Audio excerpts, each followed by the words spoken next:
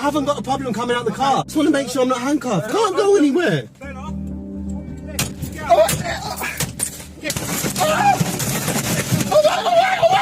I'm out, man. I can't move now. That was a video that Ryan Colasso filmed recently in London while being stopped and searched in his car. What the police in this video didn't know was that when they stopped him, Ryan was actually driving home from doing an interview about police racial profiling, because he's been stopped 22 times. At times I can be followed, and it is interesting to say as a location scout, because that means I'm all over the UK. It's just something that's sitting in my head all the time, and again, I still find it very surreal. And it was literally like, not again. This can't keep happening to me, man. If you're black in the UK, you're 10 times more likely to be stopped and searched by the police than if you're white. In the US, close to 80% of people in federal prison for drug crimes are black or Latinx. The war on drugs has fundamentally reshaped the way we live. It affects everybody's lives, but it doesn't affect everyone the same. These laws function very differently for people who look like Ryan than for people who look like me. It's called proactive policing in the UK, and I've seen it. They look and they immediately stop you. Between those seconds of them stopping you, they're talking to each other and saying, what should we say when we see it? What should we say? What should we say? Should we talk about drugs? You're searching for drugs. You don't really have any reason to anyway. I've not done anything. There's quite a smell of cannabis. There's a large smell of cannabis. There's a large smell of cannabis. Did you just say there's a large smell of cannabis coming from my vehicle? Yeah. Is there something wrong with you? Is there something wrong with you? I've never smoked anything in my life. What happened to Ryan is not a bug in the war on drugs. It's a feature. Racism is written into its source code. These are issues that people of color have reported on tirelessly from across the world. And what we're going to do now is show how what happened to Ryan in London in 2020 has its roots in what happened in America in the 1880s. Treating us like animals, as they call us, thugs, as they call us. This notion of implicit bias, seeing a young black man and just making an assumption about who he is, what he's about, how likely is he to be involved in criminal activity simply because of the way he looks. Up through the 19th century, drugs we now consider illegal were widely used across the world, mainly for pain relief. Then came the American railroads. In the mid-1800s, hundreds of thousands of Chinese workers came to America to work on the railways. But when the tracks were complete, they were seen as a threat to white American workers. American racists found that an effective way to stir up anti-Chinese hatred was to demonize the practice of opium smoking. Lurid, race-baiting descriptions of Chinese opium dens began appearing in California newspapers. This strategy worked. In 1882, Congress passed the Chinese Exclusion Act, the only US law to ever successfully ban immigration solely on the basis of race. The context of the way in which US drug policy was developed was that there was always, for each drug, a specific racialized link. So the very first anti-narcotic laws targeted opium and opium use, but it specifically targeted it the way that Chinese communities used it. So what was illegal was smoking opium, not using it in pills, which were the ways in which white people used it. Flash forward a couple of decades, and a new drug emerged to capture America's fevered imagination, and a fresh racial minority to use it to persecute. You mean I've been taking dope? Yeah, dope. Cocaine. The kid catcher. Once enslaved, its victims sink ever deeper into a quagmire of moral decay. Haven't you any pride or decency left? You used to be sweet and clean. The drug was cocaine, and the minority, African Americans. That's when you started seeing stories in the paper talking about Negro cocaine fiends. And the stories were so prevalent that many local police departments throughout the South increased the caliber of the bullets that they were using because they came to believe you needed a bigger bullet to bring down a black man who was on cocaine. We know, in fact, that that's not true.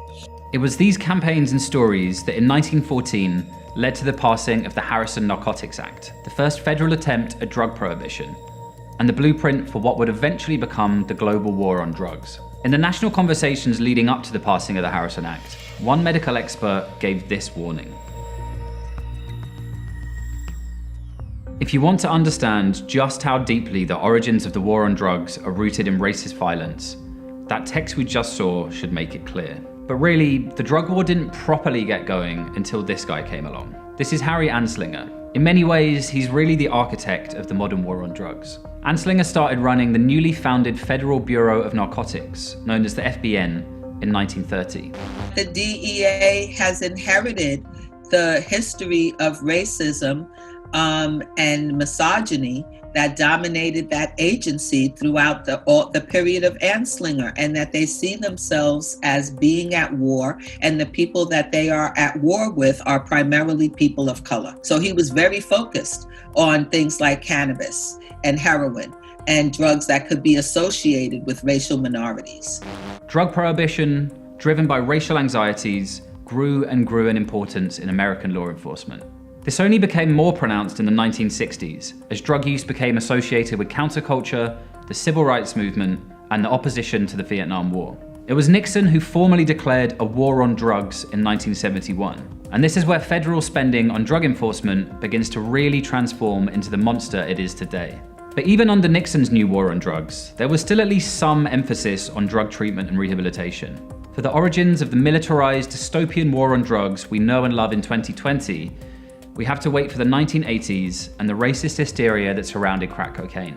Crack wasn't actually a new drug at all. It's simply cocaine that's been treated so you can smoke it instead of snort it. But the way it was treated by the authorities and the media was entirely different. This is at the same time that Hollywood was celebrating cocaine use, where people walked around with little silver spoons around their neck and nobody thought that there was any problem with that. At the same time, the police were busy going out into Black communities and sweeping up Black people for small amounts of crack cocaine and locking them up.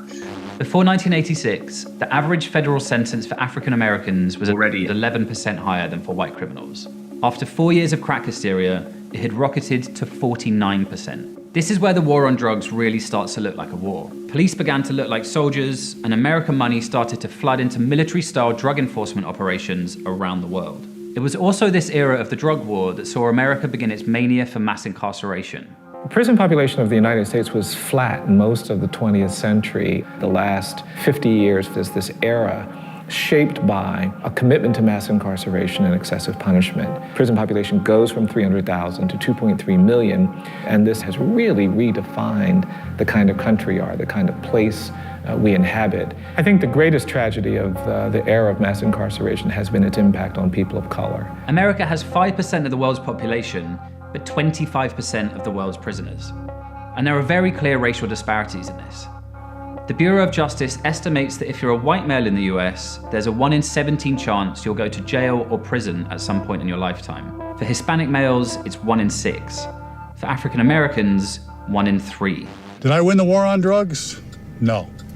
In fact, I don't even think I made a dent in the war on drugs. We've incarcerated a whole generation of people, mostly African Americans, and we haven't solved the drug problem like we've purported to do. Yes, we put a lot of people in prison, but most of the people that we put in prison, or at least a good number of them, were put there for nonviolent drug arrests. The system tilts in a direction that is unjust, and particularly when you think about nonviolent drug offenses. This is an area where the statistics are so skewed.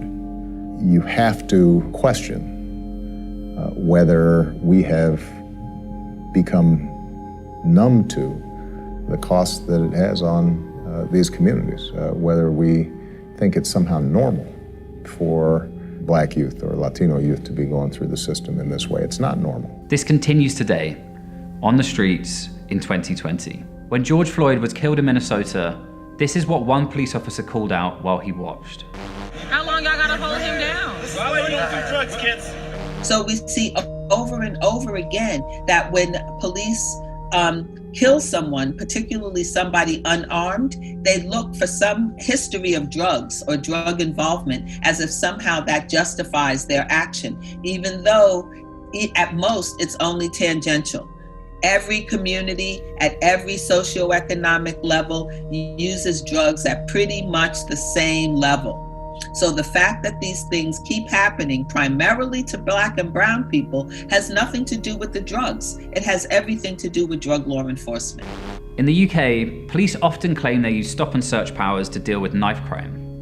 But in London, over the first 7 months of this year, only about 20% of searches were for knives, while over 65% were carried out under the Misuse of Drugs Act. The burden of this falls massively disproportionately on people of color. And it's not just in street-level policing, it's the entire criminal justice system. People of color are not only more likely to be arrested, but when they are arrested, they're more likely to receive prison sentences and for a longer time. This is really kind of a touchy subject for me. My father was in prison. He had life in the feds. Also, I'm in prison. Then on top of that, I have sons. 2 of my sons went to prison. So they followed the same footprints as I did with my father. Nobody was there for them. With that being said, we need to be there for our family. We need to be there for our sons. I haven't hugged my son for so many years. I hunger for that day. I think it's important for us to remember when we think about the deaths of Rodney King, Laquan McDonald, Terrence Crutcher, Philando Castile, Trayvon Martin, Michael Brown, that these people were all in some way caught up in the war on drugs, and that was used to justify their premature death at the hands of law enforcement. In a historical moment where we're radically reconsidering how racial politics has shaped the world, recognizing how the war on drugs has always been driven by racist policies, from its origin up until today, is crucial for every one of us to understand. And maybe then, we might be able to imagine something better.